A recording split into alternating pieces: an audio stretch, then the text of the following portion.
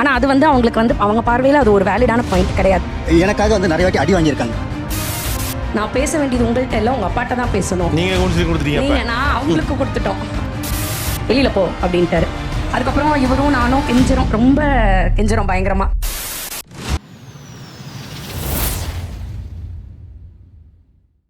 நீங்க என்ன ஒத்தையா உட்காந்துருக்கீங்க? எங்க அப்பா சார்பா நான் இங்க இருக்கேன் சார். ஓ சரி சரி சரி ஓகே. வணக்கம்டா மாப்பிள்ளைடா. எங்க அப்பா தான் எங்க ஸ்டோரியில பிக்கஸ்ட் வில்லன். இது என்ன ஆக்ஷன் பிலிமா காமெடி பிலிமா? அவர் வந்து ஏகப்பட்ட இன்டிஃபரன்சஸ் ஆக்சுவலி எங்க ரெண்டு பேத்துக்குள்ளாரையுமே. என்னடா அவன் ஜெர்சி டி-ஷர்ட்டை இன் பண்ணிட்டு ஒரு மாதிரி இருக்கான் யாருமே. பட் எங்க அப்பா இவரை ஏத்துக்கவே மாட்டேங்கிறாரு. நானும் இடையில நிறைய பிரேக்கப்ஸ் அவரு கூட.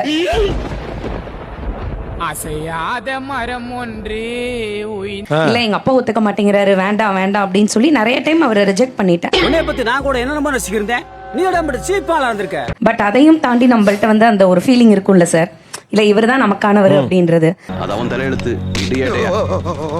சோ அது கடைசியில என்ன அவர்கிட்டயே கொண்டு போய் சேர்த்துருச்சு.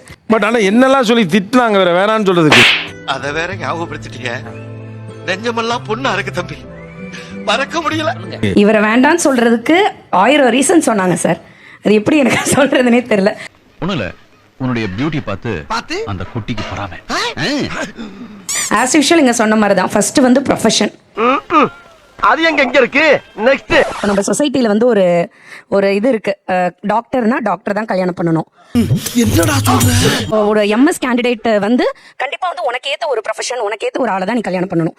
அதுக்கு என்னப்பா என்னடா போட்டு நான் அடப்பு தெரிஞ்சு போ அடப்பு அப்படின்றது ஃபர்ஸ்ட். ரெண்டாவது எங்க அப்பா பெரிய ஒரு ஜாதக பைத்தியம். சோ ஜாதகம் செட் ஆகலன்றதுனால நிச்சயமா நான் வந்து ஒத்துக்க மாட்டேன் அப்படின்ட்டாரு. என்னங்க ஒரு தாயா புள்ளைய பழகிட்டு தபால்னு வந்து முதல் குத்துன மாதிரி செஞ்சுட்டு போயிடுறாங்க வாழ்க்கையில நமக்கு. நெக்ஸ்ட் ஆஸ் யூஷுவல் கேஸ்ட், அது வந்து செட் ஆகல அப்படின்னா நோ ஐ காண்ட் அப்படின்னு சொல்லிட்டாரு.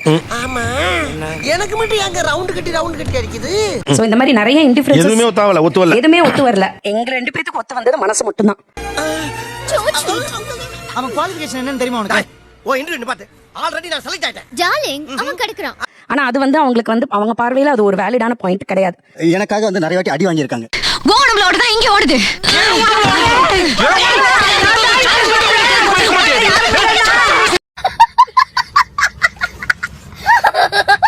அவங்க வீடு வந்து திருப்பூர். அந்த vacation monthly 1 or 2 days vacation இருக்கும். சாவடிக்கிறாங்களே போயா போய் போ. திருப்பூர் போவாங்க. அடுத்த 2 நாள் எனக்கு காலும் வராது, எதுவுமே வராது, தகவலுமே வராது. பட் உங்க சைடுல உங்ககிட்ட கூப்பிட்டு எதுவும் பேசலையா கொள்ளலையா? தம்பி ஒதுங்கிங்க போலங்கன்னு அந்த குடிமையை வாயாலே எப்படின்னே சொல்லாம் போ. நாங்க லவ் பண்ண ஆரம்பிச்ச 2வது நாள் வீட்டுல சொல்லிட்டோம். அதுல இருந்து ஒரு மாசத்துல என் மாமனார் நான் ஃபர்ஸ்ட் டைம் பாக்குறேன். ஏய் இந்தாப்ல சொந்தக்காரலாம் சொல்லி போன் நம்பர் வர சொல்லிடு. இன்னைக்கு ஒரு பிரெட் போர்டு உள்ள போய் வீட்ல நமக்கு. ஏய் ஃபர்ஸ்ட் டைம் பாக்குறப்பவே வந்து என்ன ஹோட்டலுக்கு கூட்டு போய் தடபுடலா சாப்பாடெல்லாம் வாங்கி கொடுத்து எல்லாருக்கும் நல்ல சாப்பாடு போடுங்க, வயிறார சாப்பிடட்டும். தம்பி மயில் வாங்கணும், அண்ணனுக்கு கறி குழம்பு ஊத்துடா. நல்லா கவனிச்சுக்கிட்டாரு. அதே மாதிரி அவர் சென்னைக்கு வர்றப்பெல்லாம் வந்து என்னதான் கூப்பிடுவாரு. வாங்க போவா சிகரெட் போட்டு வருவோம். மறுபடியும் சிகரெட் போடுவோம் வாயா. இப்பதான் அவர் போட்டுறோம் வாட சிகரெட் அடி போவாயா. என்கிட்ட நல்லா பேசுவாரு, பழகுவாரு. வீட்டுக்கு போனா எனக்கு அப்படியே ஆப்போசிட்டா பேசுவாரு. பழக்க வழக்கம்லாம் பஞ்சாயத்தோட இருக்கணும். பாத்ரூம் போறதுக்கு வந்துட்டு பல்லு விளக்கிட்டு குளிச்சிட்டு சாப்பிட்ற வேலையெல்லாம் வச்சுக்க கூடாது, தெரியுதா? கடைசியில இப்படிதான் நடந்துச்சு. நாங்க ரெண்டு பேரும் எங்க வாழ்க்கையில நடக்கிற நிறைய பிரஷர்னால எங்க அப்பா தாங்க முடியாம அந்த வீட்ல அலையில இருந்து கிளவி வரைக்கும் நீ படாத பாடுபடுத்துறாளுங்க. யோகா சென்டர் போய் நான் கிளாஸ் போய் நான் அட்டென்ட் பண்ணிட்டு வரேன். பொள்ளாச்சி அறிவுத்திருக்கோயில் போயிட்டாரு எங்க அப்பா. பேச்சுவார்த்தை வேணான்னு ஆயிடுச்சு. நீங்க ரொம்ப மனசை கஷ்டப்படுத்திட்ட. இந்த வருஷம் 2023 நாசமா போனதுக்கு முழு காரணமே நீங்க பார்த்த. அப்புறம் நாங்க ரெண்டு பேரும் சேர்ந்து பொள்ளாச்சிக்கு போறோம் டைரக்டா எங்க அப்பாவை பாக்குறதுக்கு. இவரை பார்த்ததுமே எங்க அப்பா வெளியில போய் வராத சொல்றாங்க. நாசமா போவ அழிஞ்சு போவ. நீ நல்லா இருக்க மாட்டடா, நல்லா இருக்க மாட்டா. வீட்ல நிம்மதி இல்ல. நான் இங்க வந்தா இங்க எதுக்கு இந்த பையனை கூட்டிட்டு வந்தேன்? நான் அந்த பையன்கிட்ட பேச மாட்டேன், அந்த பையனை பார்க்க மாட்டேன். நான் உன்னை பார்க்கணும், வெளியில போ அப்படின்ட்டாரு. அதுக்கப்புறம் இவரும் நானும் கெஞ்சிரும், ரொம்ப கெஞ்சிரும் பயங்கரமா.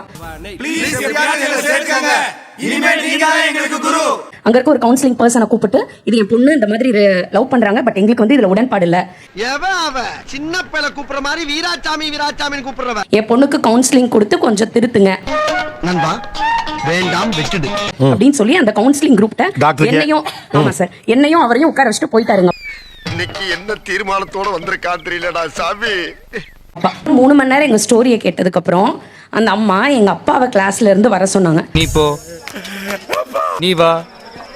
நான் பேச வேண்டியது உங்கள்ட்ட இல்ல, உங்க அப்பாட்ட தான் பேசணும். நீங்க கவுன்சிலிங் கொடுத்துட்டீங்க. நான் அவங்களுக்கு கொடுத்துட்டோம். இதெல்லாம் எப்படின்னு எல்லாம் தொலைநோக்கு பார்வையோட போகணும்டா. அவங்க எங்க அப்பாவை கூப்பிட்டு இது வந்து தவறு சார், நீங்க வந்து இந்த காரணங்களுக்காக அவங்களை வந்து சேர விடாம பண்றது தவறு. அப்படி ஒரு ஃப்ரெண்ட்ஷிப் தேவையில்ல, சொந்தக்காரன் தேவையில்ல, போங்கடா அப்படின்னு அந்த அம்மா அட்வைஸ் கொடுத்ததுக்கு அப்புறம், அதை கேட்டதுக்கு அப்புறம் தான் எங்க அப்பா வந்து ஒரு நிமிஷம் யோசிச்சு பார்த்தாரு. ஒருவேளை இருக்குமோ ஒருவேளை இருக்குமோ. இப்ப எந்த அளவுக்கு நெருக்கமா இருக்காங்க? ஒன்னா சேர்ந்து 2 பேர் கிரிக்கெட் மேட்ச் பாக்குறதுக்கு எனக்கு ரொம்ப பிடிக்கும் சார். மிதக்கிற